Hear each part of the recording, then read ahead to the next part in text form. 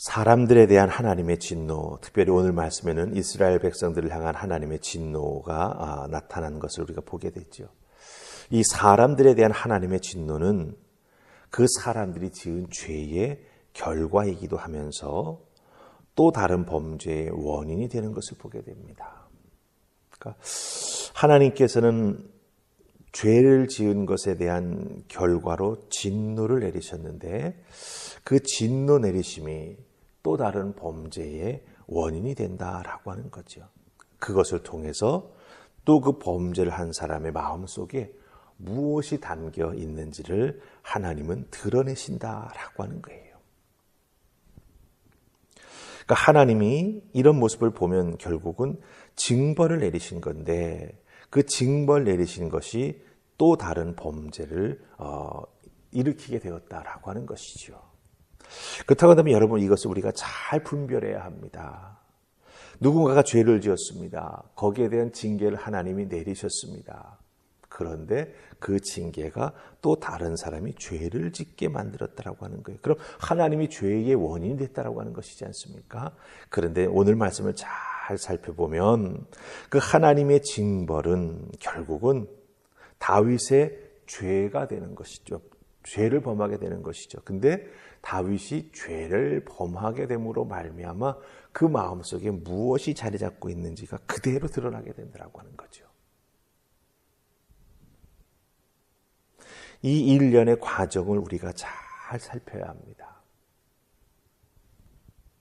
그래야 하나님께서 왜 진노하셔서 징벌하시고 그 징벌의 결과가 내게 미쳐져서 내가 하나님 앞에 어떤 사람인가라고 하는 것이 드러날 때 이게 하나님께서 내가 어떤 사람인지를 보여주시기 위한 하나님의 섭리요 나를 향한 하나님의 사랑이었구나라고 하는 것을 깨달아 알게 된다라고 하는 것입니다.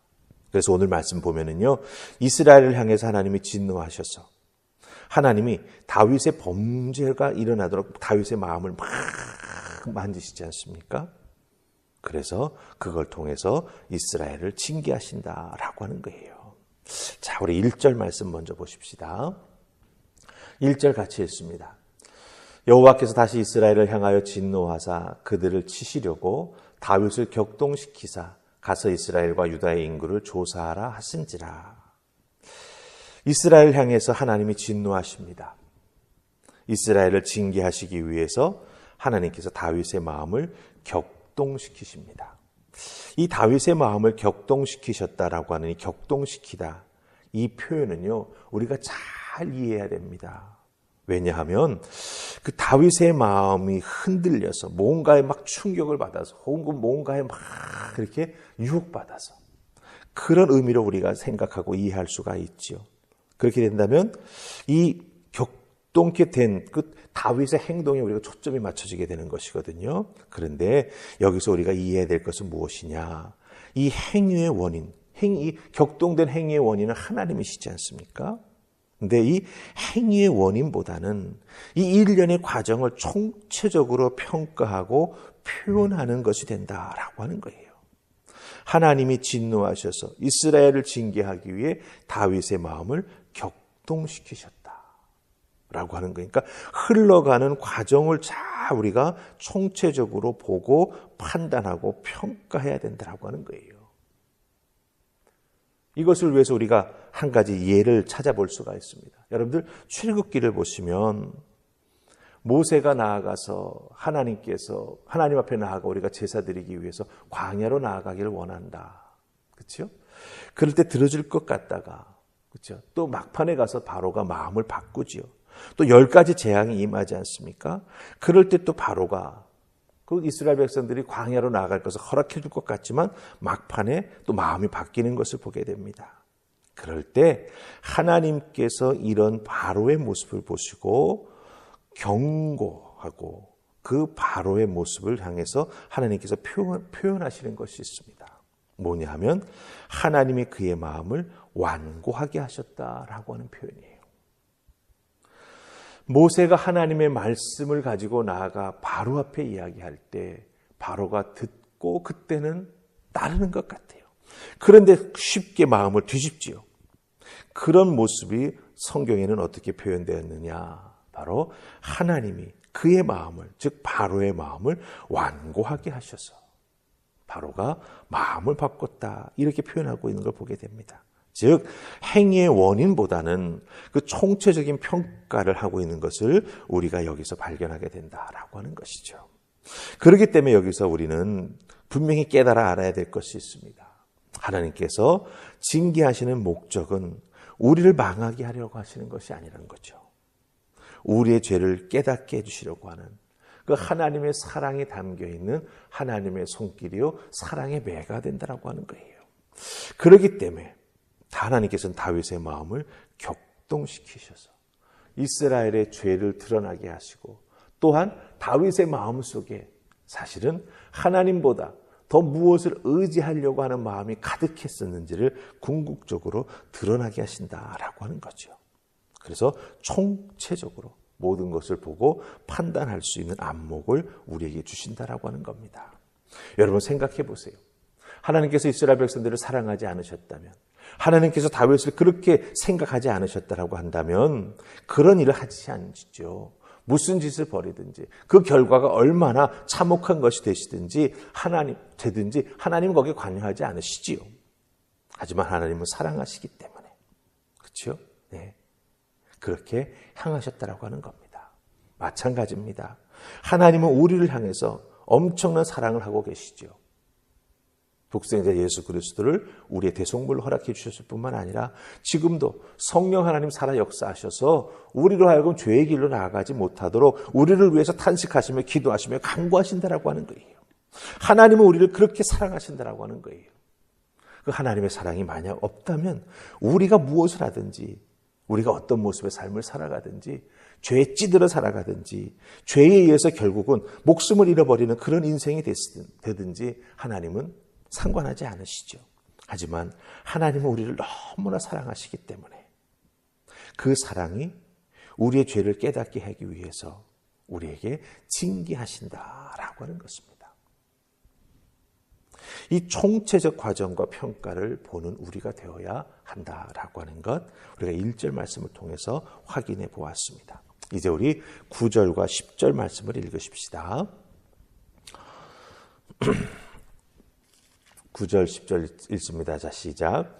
요압이 백성의 수를 왕께 보고하니 곧 이스라엘에서 칼을 빼는 담대한 자가 80만 명이요 유다 사람이 50만 명이었더라. 다윗이 백성을 조사한 후에 그의 마음에 자책하고 다윗이 여호와께 아뢰되 내가 이 일을 행함으로 큰 죄를 범하였나이다.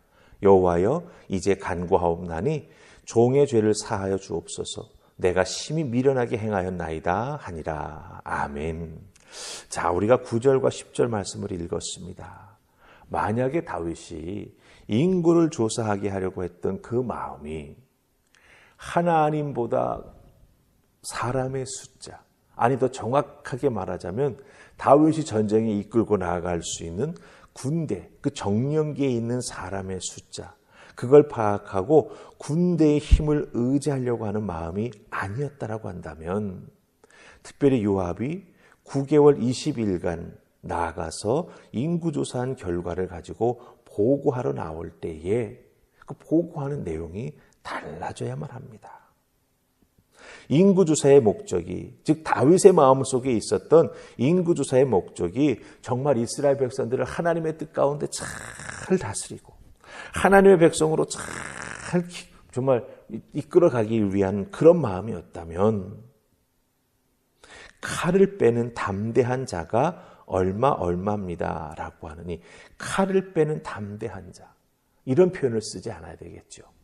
오히려 인구조사를 해보니 힘들고 어렵고 연약하게 살아가는 자가, 꼭 도움을 받아야 하는 자가 몇 명입니다 라고 하는 숫자를 표현하는 그런 내용과 보고가 이루어졌어야만 합니다. 그런데 요압이 다윗의 명을 받고 나아가 9개월 20일 동안 조사해서 보고하는 것이 무엇입니까? 예, 칼을 빼는 담대한 자, 이것이죠.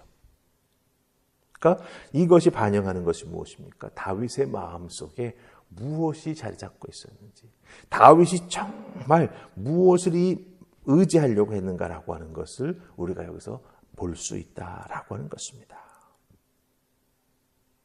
여기서 우리가 깨달아 알아야 되는 것이 있죠. 다윗이 이렇게 걸려 넘어지게 되는 원인, 외부에 있는 적들, 즉 블레셋이라든지 그 이방 족속들과 싸워서 이겨야 되는 그런 외부에 있는 적들이 아니었다라고 하는 거예요. 자기 내면에 있는 적, 즉 하나님의 사랑을 신실하게 받아들여야 되는데 그것을 잃어버리고 하나님의 능력을 의지했어야 하는데 거기에 대한 불신의 마음을 가지고 오히려 교만한 생각을 하면서 내가 군대의 숫자를 이만큼 확보하면 싸워서 이길 수 있을 거야. 이런 잘못된 생각을 하게 되었다라고 하는 것이죠. 즉 다윗 마음속에 있는 교만한 생각, 내가 할 수 있어라고 하는 그 생각이 이런 죄를 짓게 만들게 되었다라고 하는 것입니다. 그나마 다행인 것은 다윗이 인구조사의 그 숫자를 다 듣고 난 다음에 자기의 죄를 깨닫고 회개하고 용서를 구하지요. 내가 큰 죄를 범하였나이다. 내가 심히 미련하게 행하였나이다. 이렇게 하나님 앞에 눈물로 회개하고 용서를 구하는 다윗의 모습을 보게 됩니다. 하나님을 의지하는 것보다 군사력을 의지하려는 잘못된 동기, 그 잘못된 동기가 죄를 짓게 만들었다라고 하는 것을 깨달은 것이죠. 물론 나라를 지키기 위해서는 군사의 숫자를 잘 알아야 합니다.